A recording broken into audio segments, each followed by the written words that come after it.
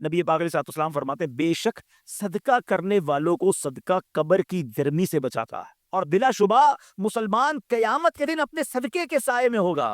جب سایہ نہیں ہوگا، جب بہت گرمی ہوگی، جب بڑی تپش ہوگی، سوچو صدقہ کرنے والا کتنا خوش نصیب ہے، اور وہ اور خوش نصیب ہے جو روزانہ کچھ دنوں کے بعد جب موقع ملتا ہے دیتا ہی رہتا ہے۔ میرا سایہ بڑا ہو جائے، میں اس گرمی میں کہیں تپش پہ مارا نہ جاؤں۔ اگر اس نیت سے صدقہ دو کہ مولا کریم قیامت کے دن کی گرمی سے بچا لیجیے، تو انشاءاللہ صدقہ دینے کا لطف بھی اور آئے گا۔ یا الہی گرمی محشر سے جب پڑھ کے بتا دامن محبوب ٹھنڈی ہوا کا ساتھ ہو، یا الہی جب زبانیں باہر آئے پیاس سے ساقی یہ کوثر شہے جو دو عطا کا ساتھ میرے بیچ اسلامی بھائیو، صدقہ دینے میں بڑی جس کو کہنا خوشی دلی کے ساتھ آگے بڑھ بڑھ کر ان موقعوں سے فائدہ اٹھانا چاہیے۔ صدقہ عمر میں اضافے کا بھی باعث بنتا ہے۔ جی ہاں، بڑا کمال کا واقعہ ہے۔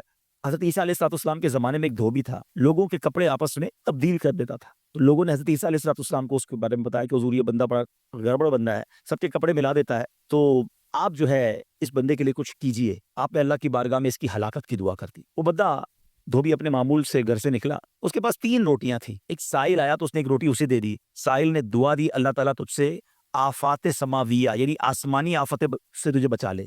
دھوبی نے اس دعا سے بڑا متاثر ہوا، ایک اور روٹی دے دی۔ اس سائل نے دعا کی کہ اللہ تعالیٰ تجھے جملہ آفتوں سے محفوظ رکھے۔ اس نے تیسری روٹی بھی دے دی، تو دھوبی سے اس سائل نے دعا کی اللہ تعالیٰ تجھے توبہ کی بھی توفیق عطا فرما۔ اب ایک بڑا سانپ جو ہے اس کی گٹھڑی میں داخل ہو چکا تھا، کیونکہ اب اس کی ہلاکت کی دعا ہو گئی تھی۔ اس سانپ کی گویا قدرتی یہ ڈیوٹی لگائی گئی تھی کہ اس دھوبی کو کاٹنا ہے۔ جب دھوبی کپڑے لینے کے ارادے سے اس نے گٹھڑی کے اندر ہاتھ ڈالا تو فرشتے نے اس سانپ کو لوہے کی ایک لگام ڈال دی، اور وہ دھوبی سلامتی کے ساتھ واپس آ گیا۔ دھوبی کو پتہ ہی نہیں چلا کیا ہوا ہے۔ لوگوں نے حضرت عیسیٰ علیہ السلام سے عرض کی کہ اے روح اللہ، دھوبی تو صحیح سلامت واپس آ گیا، آپ نے تو اس کی ہلاکت کی دعا کی تھی، آپ تو اللہ کے نبی ہیں، ذرا سنو۔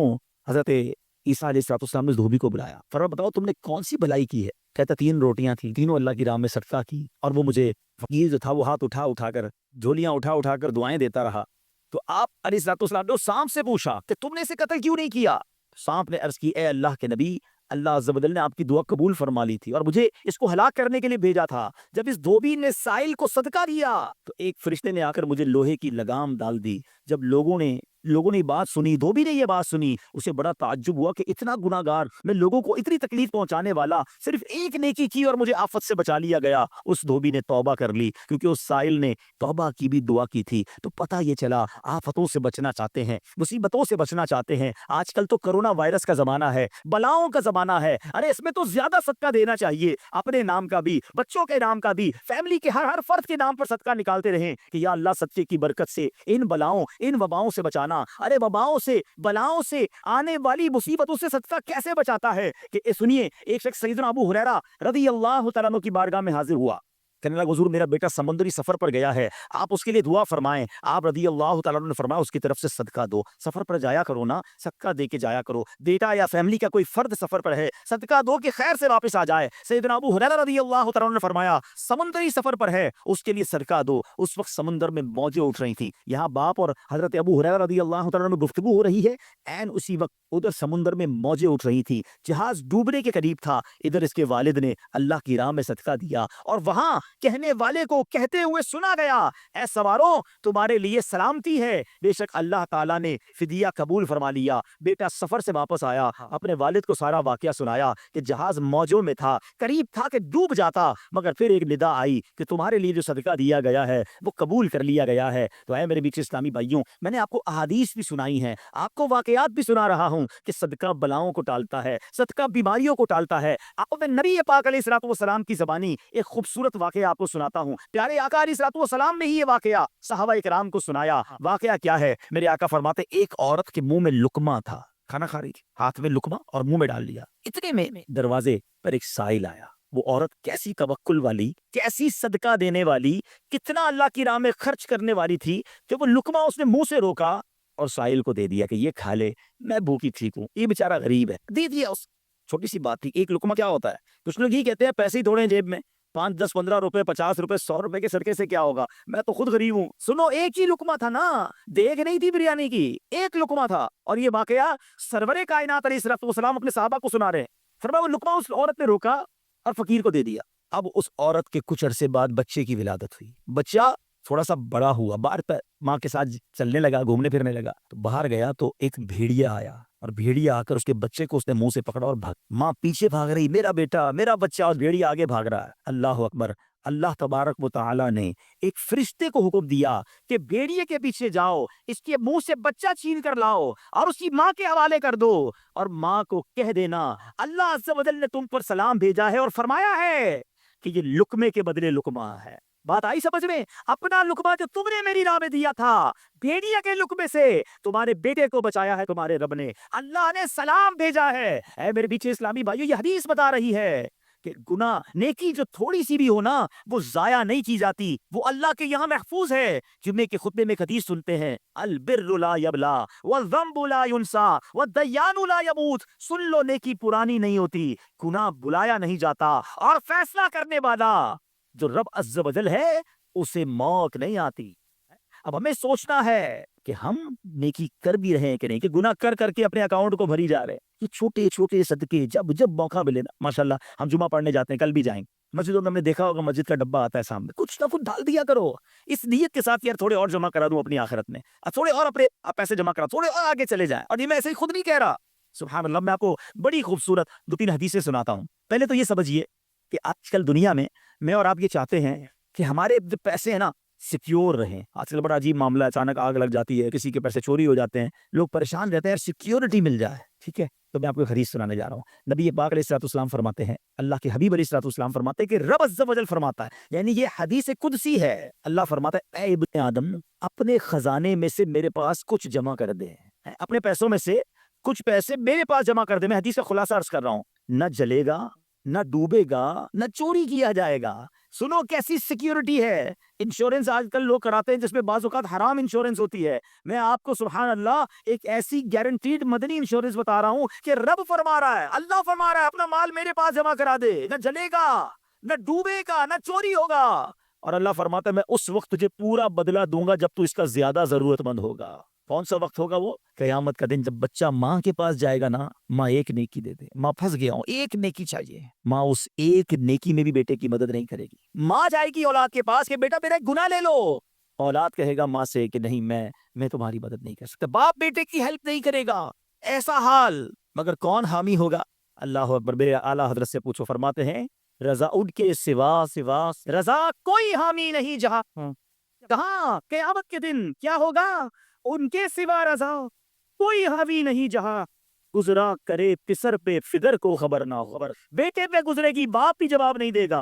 ذرا تصور کریں، امیجن کریں، قیامت کا دن ہوگا، کسی کا نامہ اعمال تولا جا رہا ہو اور ایک نیکی کی وجہ سے وہ پھنس جائے، گناہ ایک زیادہ ہے، پلڑا بالکل ایک نیکی کی وجہ سے نیچے ہے، کتنا یاد آئے گا کہ کاش تھوڑا اور صدقہ کر دیتا، کاش 2 رکعت نفل پڑھ لیتا۔ نفل چھوڑ دیتے ہو نا، نفل ہی ہے نا، درود نہیں پڑھتے، ذکر الہی نہیں کرتے، چھوٹی چھوٹی نیکی سمجھ کر چھوڑتے ہو۔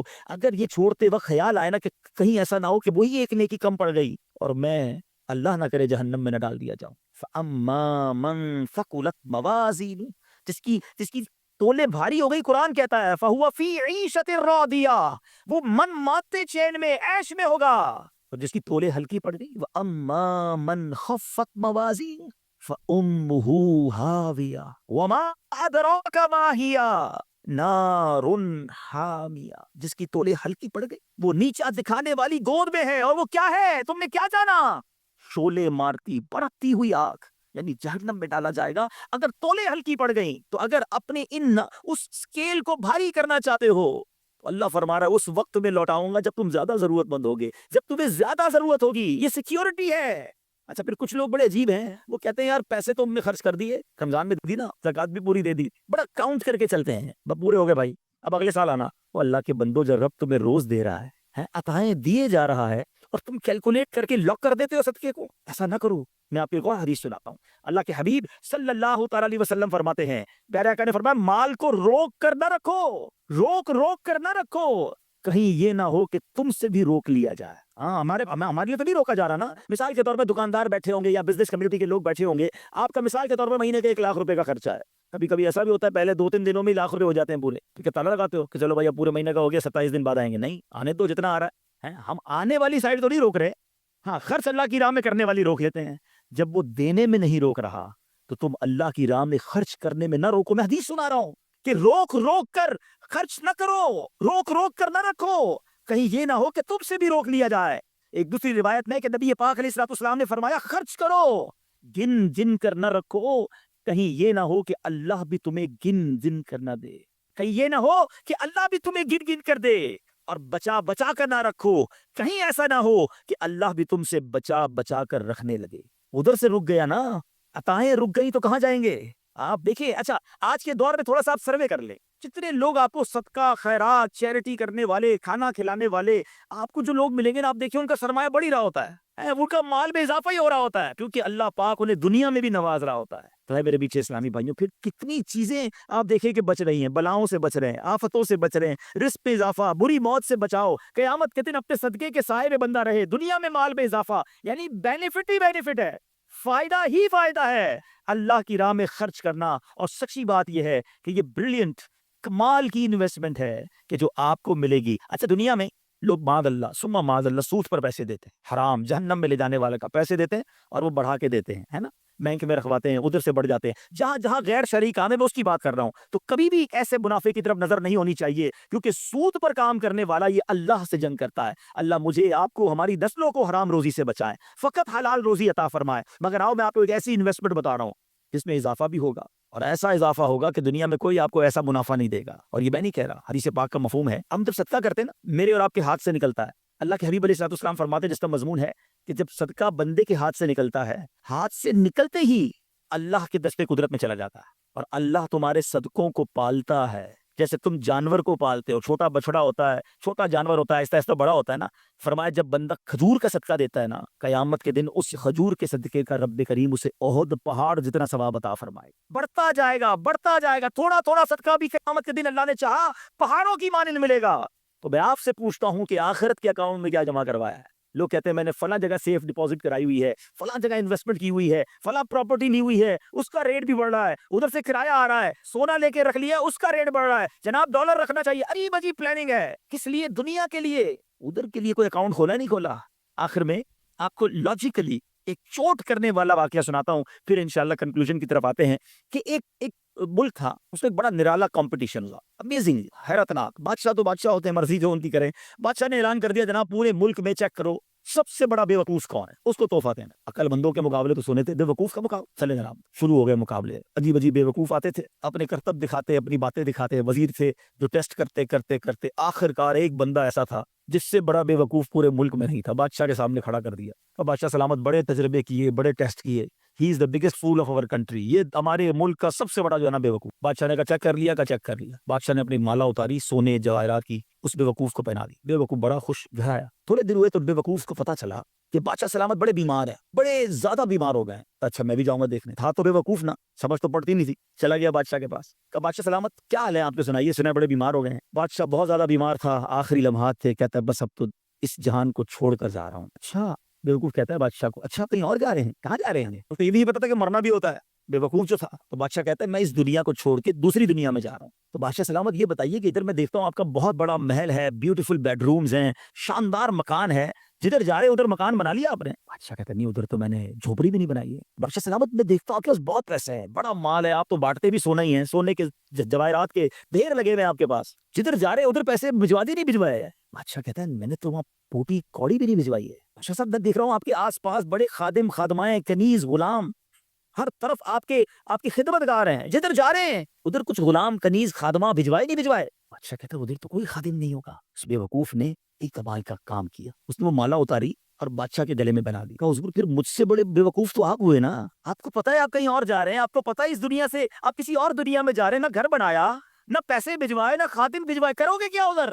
ظاہر تو یہ حکایت ہے، مگر سچ بتاؤ یہ کتنی بڑی چوٹ ہے۔ شاید جتنے لوگ مجھے یہاں سن رہے ہیں سب گھر میں ہی رہتے ہیں، جھوپڑی میں، یہ روڈ پہ کوئی نہیں سوتا ہوگا۔ دنیا میں جو مجھے سن رہے ہیں بہت سو کے پاس مکانات ہیں، مگر کیا جنت میں گھر بن گیا؟ ادھر سے تو جانا ہی ہے نا، تھوڑے دن رہ گئے، جی ہاں تھوڑے ہی دن رہ گئے ہیں، ہمیں نہیں پتا کہ آج کا دن اور آج کی رات بھی زندہ رہیں گے کہ نہیں، لیکن جیسے ہی آنکھیں بند ہوئیں، جیسی سانسیں ختم ہوئیں، ادھر کیا ہے میرے پاس؟ ادھر تو گھر میرا نہیں، پرایا ترکا، کیا کہتے، جیسے ہی میری اور آپ کی آنکھیں بند ہوں گی نا، حساب کتاب شروع ہو جائے گا، یہ بیٹے کو کتنا ملے گا، بیٹی کو کتنا ملے گا، بیوی کو کتنا، جناب رشتہ دار سارے حساب کتاب لے کے بیٹھ جائیں گے، میرا کچھ بھی نہیں بچنا۔ بلکہ کتابوں میں لکھا کہ جب انسان مرتا ہے نا، قبر میں جاتا ہے، تو گھر والے کہتے ہیں میت نے پیچھے کیا چھوڑا؟ فرشتے کہتے ہیں میت نے آگے کیا بھیجا ہے؟ بتاؤ نا کیا بھیجا ہے ادھر گھر ریڈی ہے کہ نہیں؟ ادھر کچھ پیسے، ادھر کوئی ڈپازٹ، جو اللہ فرما رہا ہے اپنا خزانہ میرے پاس جمع کروا، میں تجھے لوٹاؤں گا، میں نے جمع کروایا کہ نہیں؟